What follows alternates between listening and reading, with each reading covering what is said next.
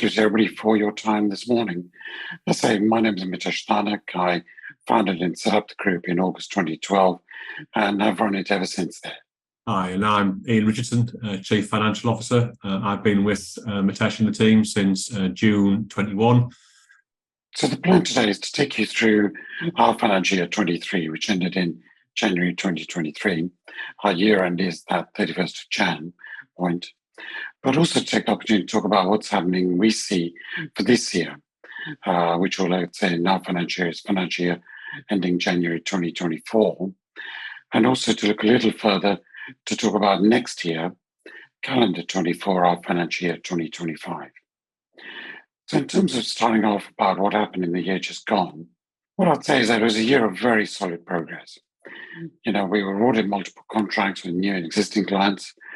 We did successfully manage and navigate the very high inflationary environment that our clients saw towards the end of 2022. And that did affect their budgets and changes to what we did last year and this year. And we'll come and talk about that in slightly more detail.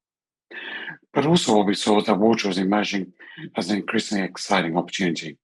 We secured our first agri-tech contract in India. At IPO, if you recall, we talked about going into agri-tech, and we actually fulfilled that last year. And we also delivered the first water neutrality pilot at Crawley. And what this does is it opens up development opportunities for new build housing that's currently in the planning process, but where the regulator cannot get approval because of concerns about the impact on water stress or nitrate neutrality in the area.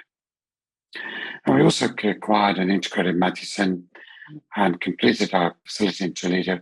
And again, both of those I'll cover very shortly.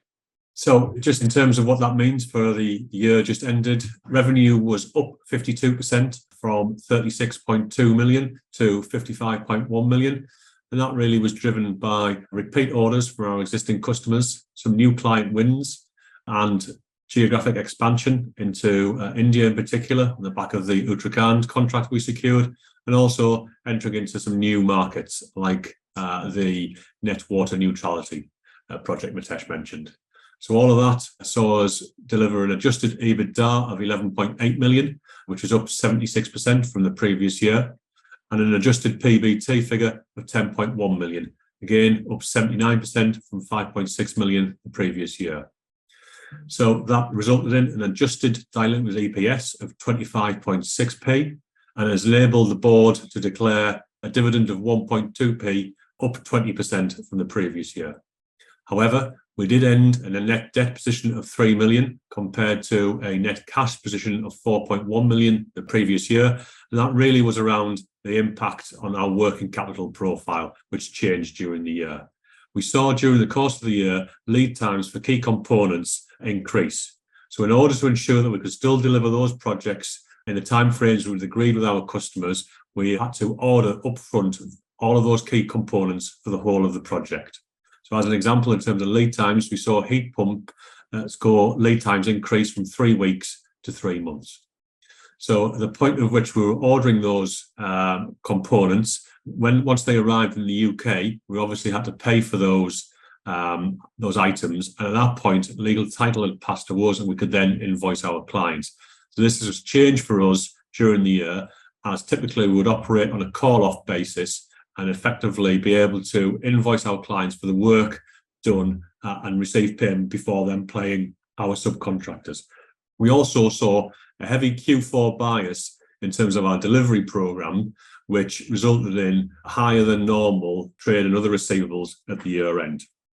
Now, we expect that to unwind during the course of this year, and we'll actually see our cash conversion improve from the negative figure it was for FY23 to a rate greater than 100% for FY24. So in terms of the company there, we work in 2 areas. In energy, we work with clients, predominantly public sector at the moment, who've got heating and hot water systems that are end of life. So we don't work in new build, we only work in retrofit there. And on the other side, in water, we work with water utilities, commercial clients like hotels and care homes, and also now work with local authorities unlocking the new build housing there. In both sides of our business, our technology platform, HR 2024, plays an important role. I'll explain in a moment why and what it does. At the bottom, you can see a selection of our clients. This has grown in the year. Some of the four big ones are on the left-hand side, people like L&Q, London Borough of Lambeth, Oxford, and B3 Living are clients that we actually secured at the end and during financial year 23. So I mentioned Control Flow 2024. What does it do? So it's a patent-protected, pressure-independent flow control technology. What does that mean? If you look at your kitchen tap and you turn on the tap this evening, you'll notice that the volume of water coming out constantly changes as people in your house maybe use the toilet or your neighbor turns on their taps, etc. So you've got flow variation going on there. By installing our product at the cold water mains, or you filling a different set of products at the individual taps, it actually eliminates that fluctuation and it gives you the same even flow with a variation of less than 2% in the pressure input coming in. It's the only product in the world certified as pressure independent by the large European test house Kiva. By having this very accurate control and eliminating fluctuations, it actually reduces water consumption whilst giving a better water supply to the household. What our water company clients have found since 2018 is that on average, it cuts water consumption in the households by over 20%. And that's a year-on-year saving. It doesn't get worn out. Those savings are counted as basically permanent savings there. But it also allows us to better design heating systems as well. And by doing so, it reduces the cost of those systems, as we'll explain in the next slide. Now, we haven't been sitting on our laurels. We've carried on developing an R&D, securing new patents, for example, for our agri-tech product. And we spent in R&D 1.8 million last year, financial year 2023. And this year, that'll increase to 2.4 million as we carry out a range of trials that we'll explain about in a moment.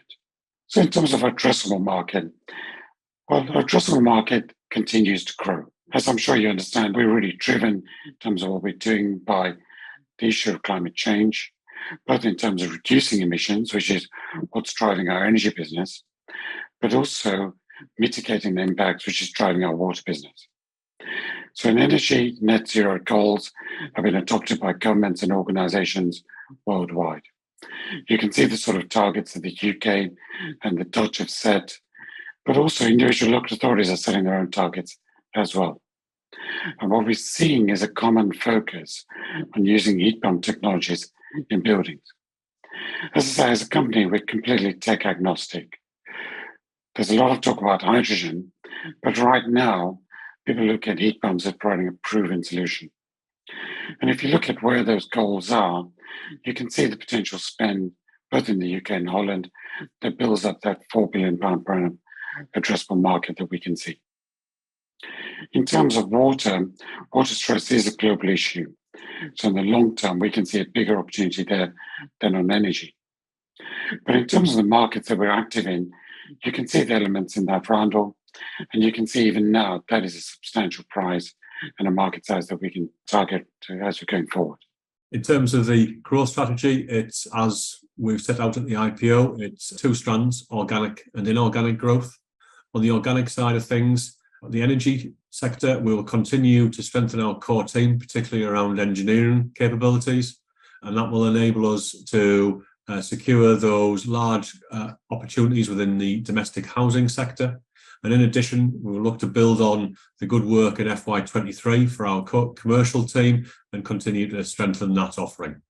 On the water side, we'll continue to grow our products and service sales within the UK utility market and also look to move into relationships with housing developers, tackling the net water neutrality point that Mitesh mentioned earlier. We'll also look to expand upon our success in agri-tech in India and look for further opportunities in that state as well as Europe.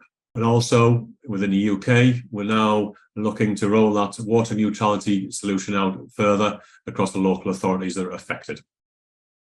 On the inorganic side of things, that will still be an M&A strategy with two elements of focus.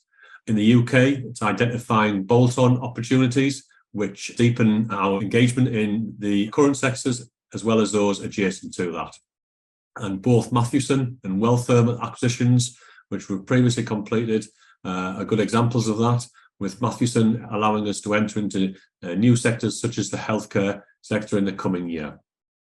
In terms of the geographic expansion, we'll continue to focus on Northwest Europe, and post-year end, we recently completed the acquisition of Rend, a small heating engineering business in Emmeloord in the northwest of Netherlands, from which gives us a foothold to move into expanding that area. And in terms of opportunities, we have a number of opportunities in both areas, both geographic and strategic, that are currently going through the due diligence process, and we'll hope to update people on that later in the year. So in terms of the operational and strategic highlights, and taking you on to what we think about this year as well there, I say during FY23 we saw substantial growth there, but there was heavy inflation that affected our clients in social housing. What was that sort of inflation? Well, in terms of the sort of work that we do, the inflation impact was about 8 to 9% across the year. Not very high, because our clients tend to have about a 10% buffer in their project spend to deal with unexpected issues. The big impact on them was in other works that they meet from that budget.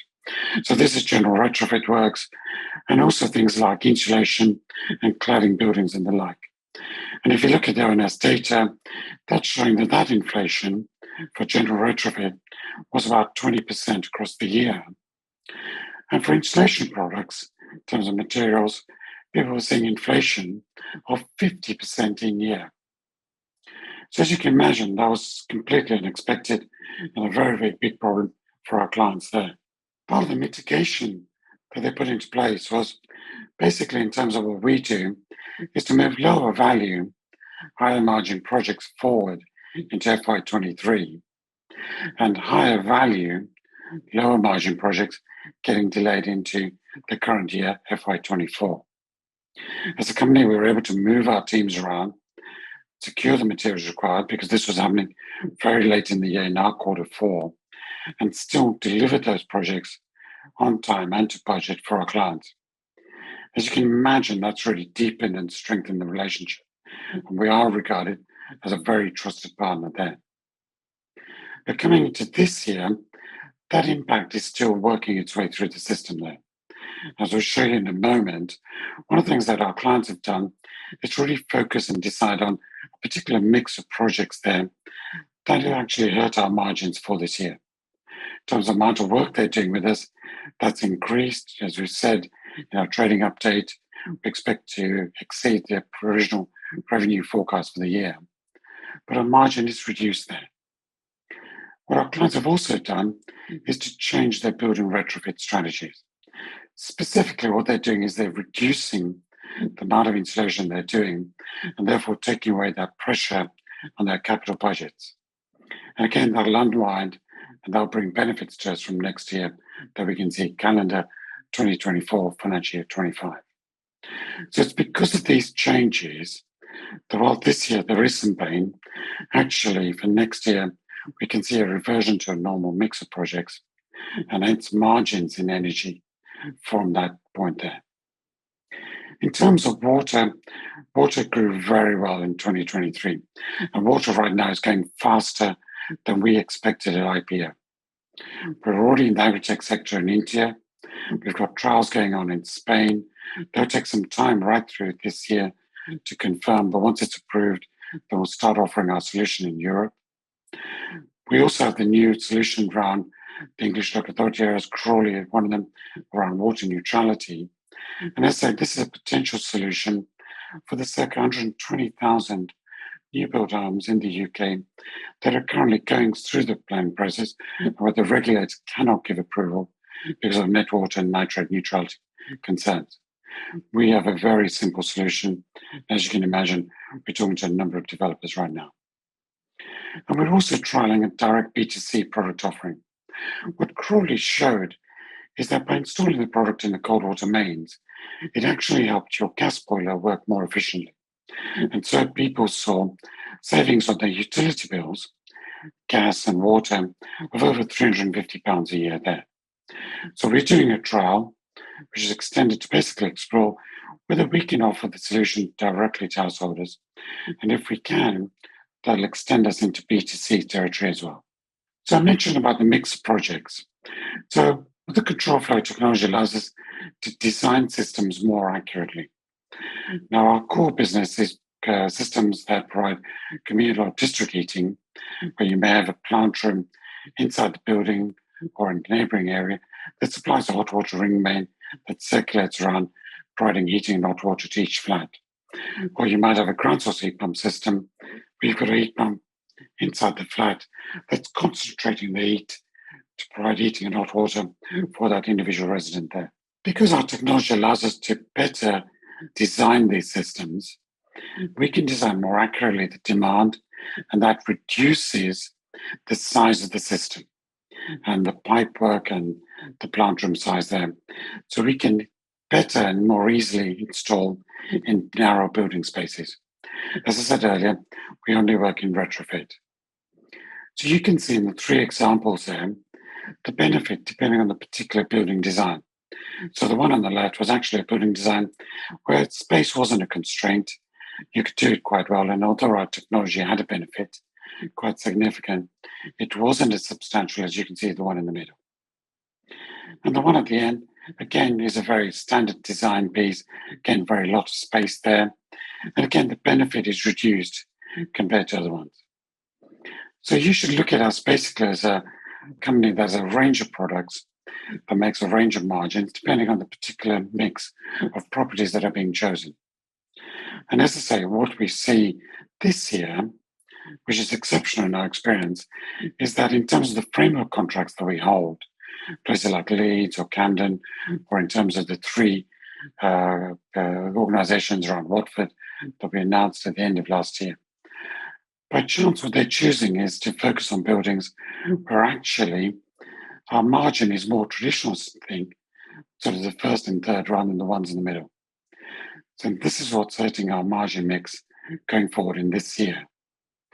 But equally, the buildings which will make better margin, they haven't gone away, no contracts being cancelled. What we plan to do is come back to those in 2024. So this is why we're seeing this year as rather an exceptional situation, but us recovering going into financial year 25, calendar year 24. So as I said, we continue to invest in our future. We did so in 23 in terms of R&D spend. We're going to increase that this year to 2.4 million. And principally, this is about the next range of products, but also driving a range of pilots that we've got. So in terms of the UK, we've got a pilot going on in Leeds. This has been driven by the local carbon hub. And this is to demonstrate the use of our technology in addressing concerns around fuel poverty. Because the energy bill savings are so significant, it really makes sense to adopt that product there. And this is what the Carbon Hub is doing to basically replicate and prove the data that came out of Crawley. We've also got trials going on, as I mentioned, in Spain around Agritech. And we've also got trials being designed and which will be delivered this year in Holland. And what they're about is that in Holland, the issue around nitrate neutrality is very serious. The government is saying to farmers, livestock farmers, you need to stop farming livestock to reduce nitrate emissions in the area. As you can imagine, politically, huge problems there.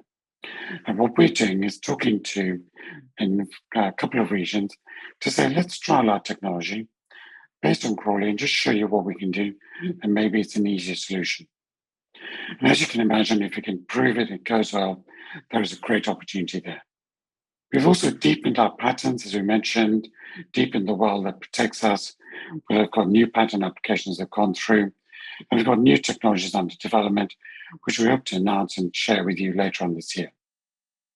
In terms of our global production facility in Toledo, that's being set up, will be complete at the end of summer. That enables basically improved quality control. It also reduces our production costs, as you can see there. In terms of people, we grew our team to deliver the growth in revenue there. Our team costs are all in the admin line. As you can see, although admin costs have risen, they haven't risen as fast as our revenue. And this is an example of how efficient we are and what a great culture we have in our team there. We're going to continue investing in the acquisitions we've made, because that's the way we can basically make the most of the opportunities before us. So moving on to some more detail on the results. As you can see there, and as I talked about at the outset, revenue growth of 52%, up from 36.2 million to 55.1 million in the current year. And that's for the reasons we talked around in terms of repeat orders and new client wins. Gross profits were up 58%. And here, as we highlighted, whilst we achieved a 42% gross margin in the year, this was due to the change in the mix of projects that Mitesh has just outlined. So certain higher margin projects for us moved from FY24 into the latter part of FY23. However, by controlling our costs, we have been able to increase our EBITDA up 76% to 11.8 million. That's enabled us to propose a dividend of 1.2%, which is a 20% increase on our maiden dividends last year. For the reasons I talked about at the outset, we did see cash conversion in a negative position, resulting in investment in working capital, particularly in Q4. So that saw the end position of net debt of 3 million compared to a net cash position the previous year of 4.1 million. We'll talk a little bit more about that as we come on to the later slides. In terms of group revenues increased by 52% or 50% if you exclude the Mathewson acquisition. Included in that 50% is a first full year of Wellfirm, which contributed an additional £600,000 of revenue towards the group's target. I'd also highlight that whilst international revenues remain small, they did grow by 105% in the year, largely on the back of the Uttarakhand contract in India. We did see a change in the delivery of project mix during the year as contracts moved between FY23 and FY24 as our clients reprioritised their projects. However, it's important to note that we didn't lose any contracts nor any contracts cancelled. Now looking at an FY24, it's higher than our original expected growth outlook, and that really reflects the quality of our clients and the urgency with which they need to engage with us to upgrade their buildings and meet their net zero targets.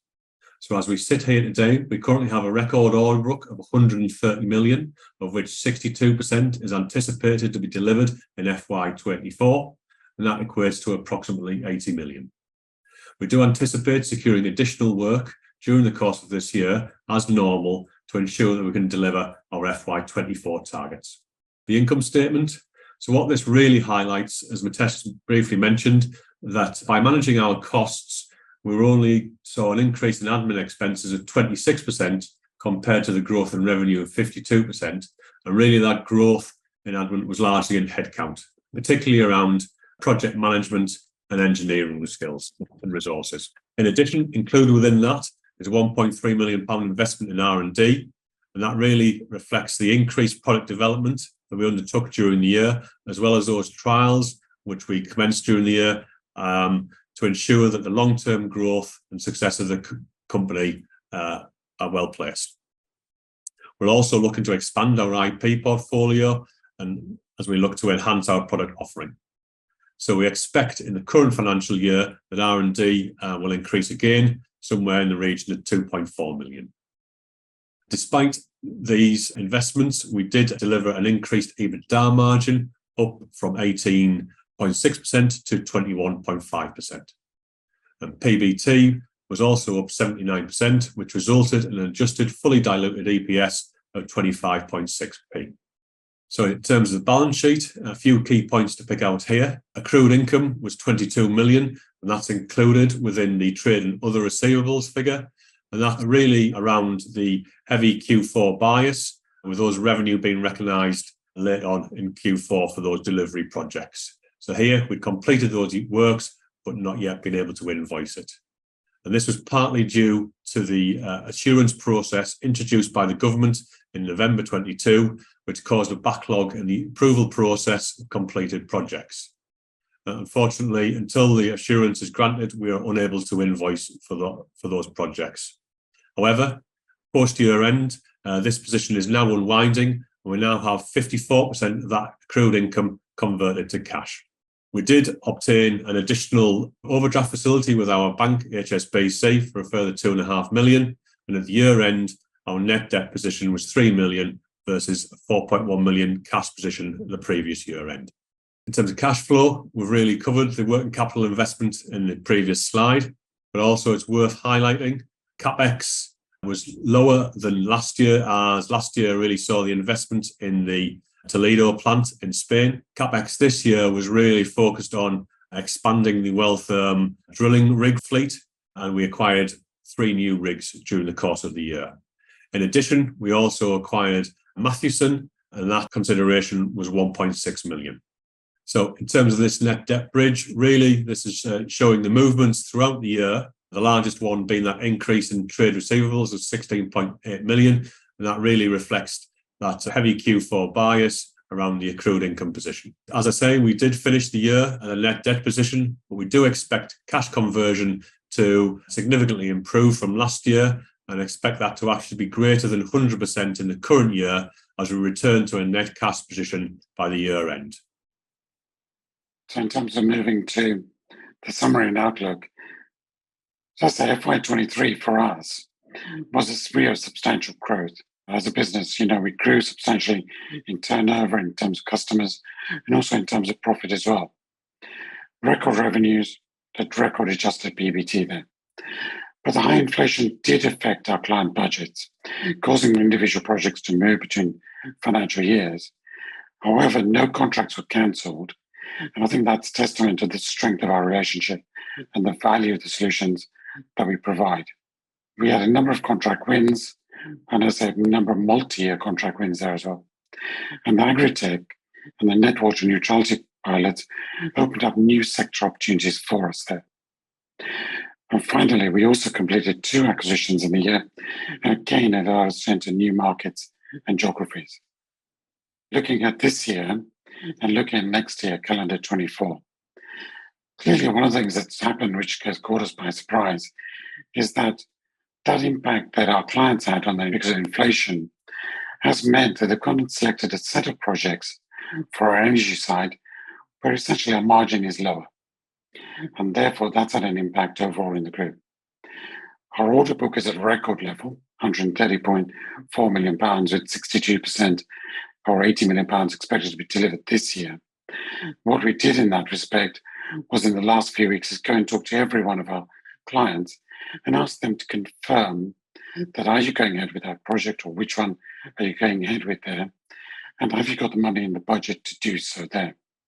Where there was hesitation or uncertainty, we took the safe option of taking that out of the book right now. So it's a clean order book looking at that right now. We expect to win further work in the year to make that up and hit our numbers. There's a strong interest in what we do in heat pumps, as I described earlier. And as I say, we're expanding our offering both in energy and in water into Northwest Europe. But the most exciting thing, I suppose, is water. As I said earlier, water is growing faster than we were expecting at IPO. This year, in financial year 24, water will become a material part in profit terms for us. And we fully expect within 3 years, water will be the largest part of the profit contribution for the group as a whole. In terms of turnover, energy will probably stay larger simply because energy projects in revenue are always bigger.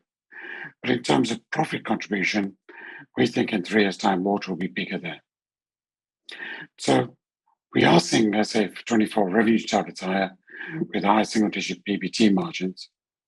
But next year, calendar 24, because of the fact that those projects that we normally expect to deliver, they haven't gone away, they still need to be changed. We do expect to come back next year with a more normal mix of margins, more normal mix of projects, and that's a more normal mix of margins as well. Thank you to everybody for your time.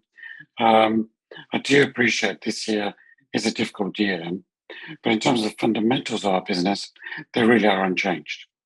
We are driven, our markets are getting increased, the drive is around climate change, the work we do on energy in terms of the heat pump solutions really is market leading. And as I said, the most exciting is on water, which is going even faster than we expected IPO, and is going to become the largest part of our business within the next 3 years. So can I say thank you? Please be assured, as individuals in the company, our interests are completely aligned with yourselves, and we're very, very determined to get the share price back up to where we think it should be. Thank you.